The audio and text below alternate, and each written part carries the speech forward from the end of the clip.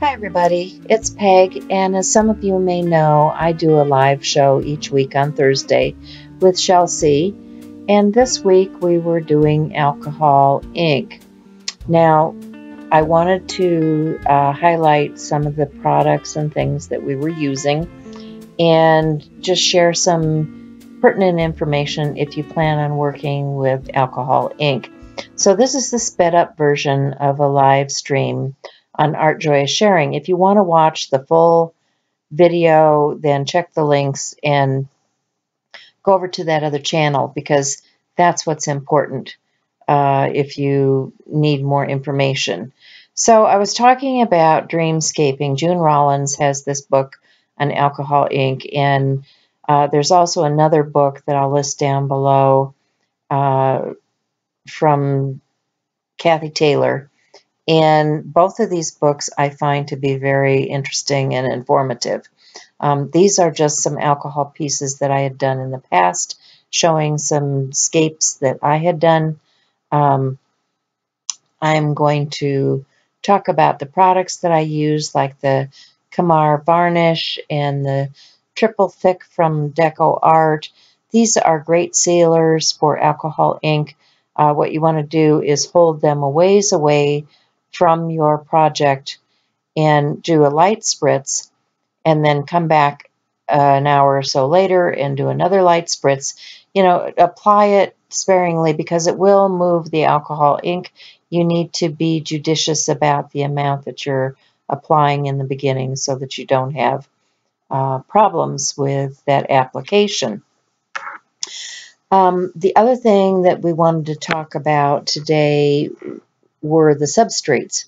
And as you can see, I am using for this particular project a piece of black coated paper. I'm showing Yupo paper because that also is a synthetic paper that has fibers running through it and is very useful if you are doing alcohol ink. These are pieces of aluminum foil that I have embossed and put a double stick adhesive underneath to attach it to a piece of cardstock. And this is just the cheap aluminum foil from the dollar store.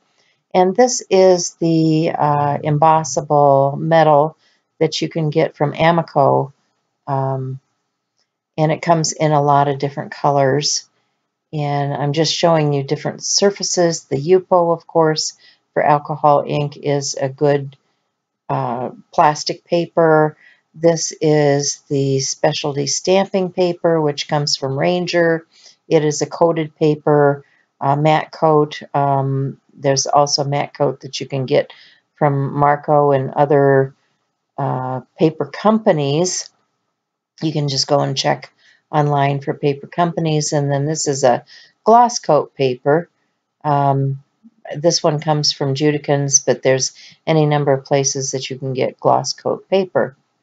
So another non-porous surface to work on, of course, is domino. And so I'm just showing the application of ink onto that surface, just doing different color combinations to show you what they look like on that surface. This is the older applicator. You can get them in a round form now, but I reserve these for my alcohol ink now, and I'm going to use some blending solution along with that color that's on the felt. Now, I just buy felt when I go to the craft store and cut it myself. You can buy the pre-cut ones, but you can get a big sheet of felt for 49 cents. And, you know, if you're using your coupons and things, which I just did, I went over to Joann's. Joann's was clearancing out some of these alcohol inks. So you may want to check there and see if yours is also doing some clearancing. But yeah, I had a 20% off coupon for everything in my cart and another $10 off of 50 and 50% off all the alcohol inks and stuff. So yeah, I think I had a pretty good deal there at Joann's. And I'm showing you, you know, if you use a Dremel tool, you can drill right through the dominoes and create pieces necklaces and bracelets and, you know, dangles for your journals. This would be fun as a journal closure or something too. But there are a lot of things that you can do with these surfaces. And these are not the only surfaces. I mean, you could even use, you know, the plastic container lids that you can die cut. And, you know, you get your cottage cheese in a plastic container.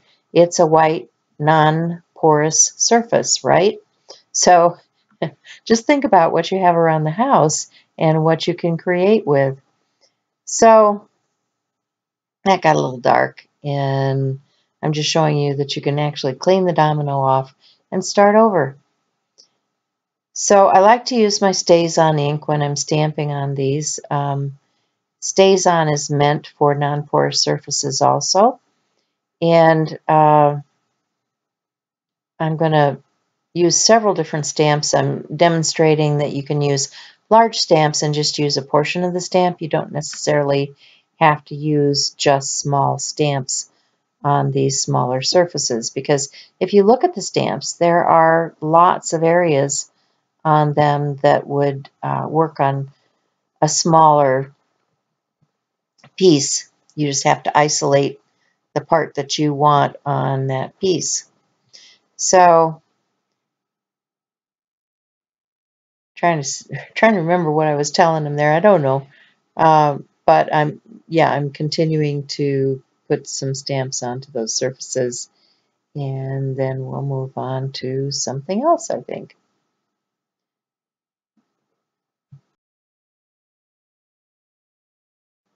So you definitely need to seal these surfaces, especially if you're going to have this as jewelry or, you know, on a journal or something that's going to get used a lot. It's going to rub off eventually, so you need to seal them. And what I'm going to show you now is something that I discovered. I was looking for some sealants. I had used some um, glossy accents and different types of things for seal before. And I did show you the spray on, but I also had this Bic acrylic gloss medium, and I mixed it with a little bit of water to thin it out, and I can paint this right onto my dominoes. And, you know, you put a thin coat on and then, you know, let that dry, and then come back after that's dried and put another coat on, and you can get a nice gloss finish on that with that acrylic medium. And no, this is just the Blick brand. There's a lot of gloss mediums out on the market, and you probably already have some in your stash. So look around. You've got Flow Medium and all those kinds of things, but a lot of that is going to work for you. So I'm going to go back to my gloss black piece. The white ink has dried, and I'm going to paint the flowers with some acrylic ink. I'm just adding a little bit of the um, extender to the ink, and you can see that it does move a little bit of the white underneath, but that's okay, because I'm going to come back and add some more in as I layer and paint. And I need a little yellow for the center of my, these look like cone flowers to me. I always think of cone flowers when I draw flowers in these shapes or paint flowers in these shapes. So I'm going to apply the yellow to the middle. The cone flower actually has a little bit of a brown, excuse me, a little bit of the brown in the middle, but I just thought that would be too dark on this black surface. So going to get some more of the white mixative out and come back over the top to brighten and to eliminate some of those dark areas that I created by painting. And you'll see what effect that has on the surface here. I'm going to paint right over the yellow, and it's going to pick up the yellow coloration. And I can come back and add more of the yellow to it. You know, do a little bit of shading on the edge of that, as if, you know, from the top left, there would be sunlight streaming down on those flowers, even though it looks like it's dead midnight there. But I like the black background. I think it's very startling, very, I don't know, it has a mysterious look to it, and I like it.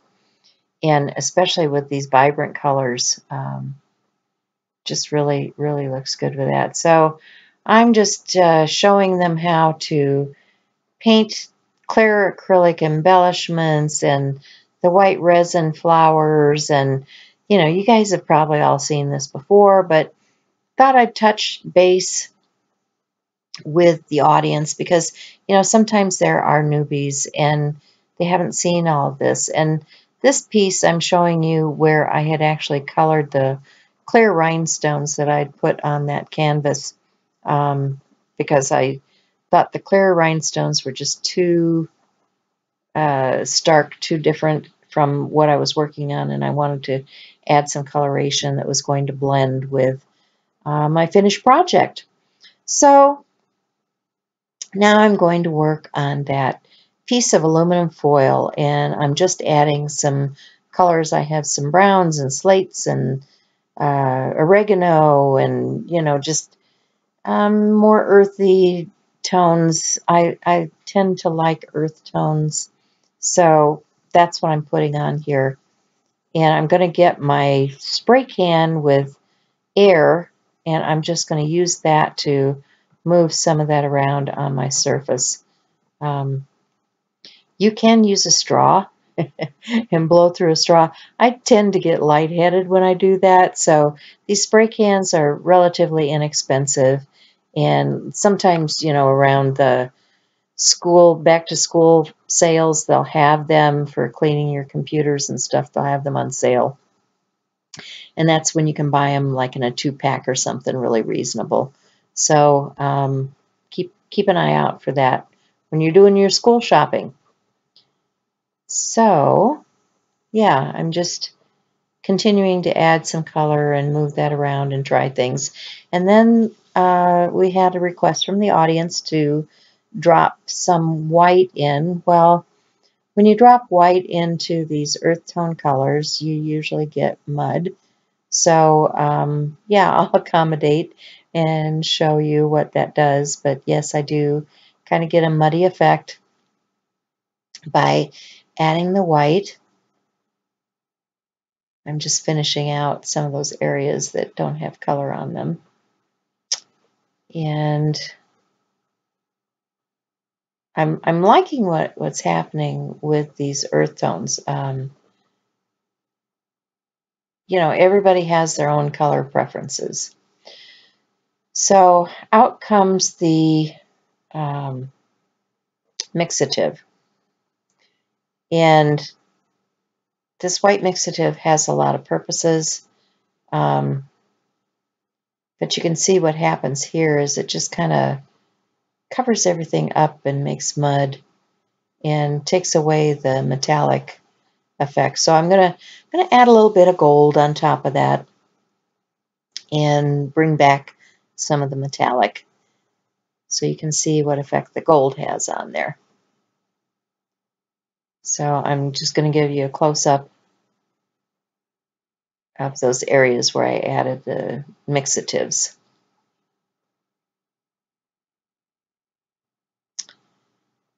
Next, I'm going to move on to that other piece. I'm going to use some blues, and, you know, I like this kind of tealy green look that I've got there, but I want more variegated or variation.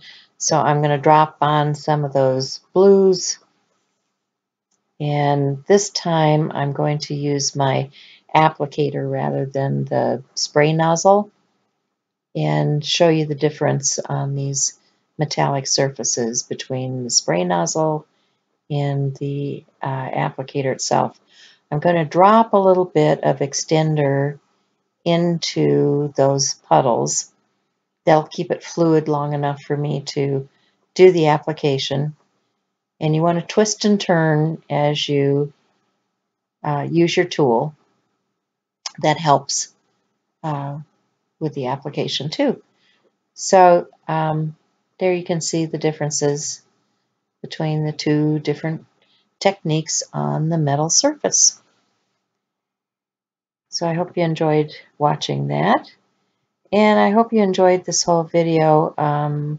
Shell and I really had a fun time playing with the alcohol inks and demonstrating some of these different techniques. What we did was we finished out a couple of projects. I'm just showing how to dry these things because you do not want to use heavy heat with your alcohol. You can set it on fire.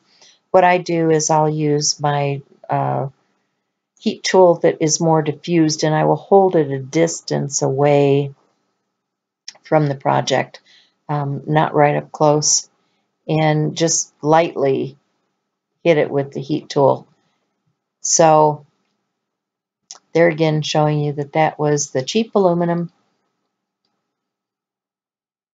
and just talking to the audience about what we were doing, and then I'm showing the embossing folder to show what I used to get that embossed surface on my finished project.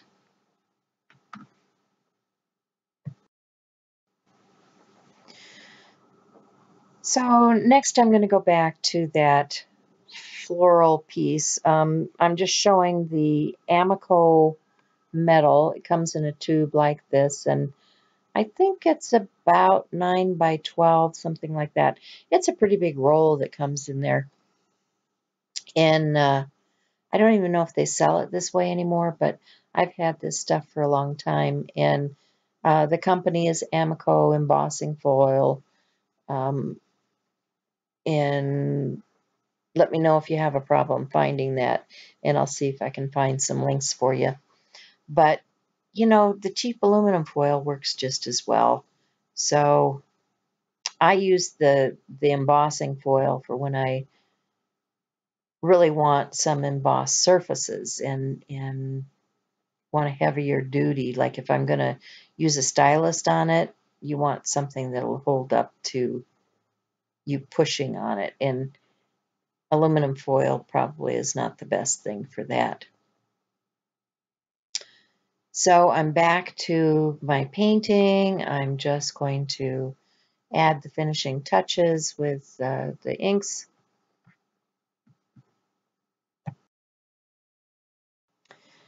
These inks that I'm using happen to be the Adirondack or Tim Holtz labeled inks from Ranger.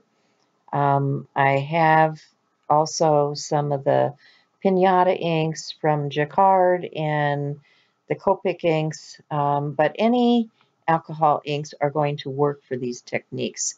The key to working on the black, of course, is that white mixative.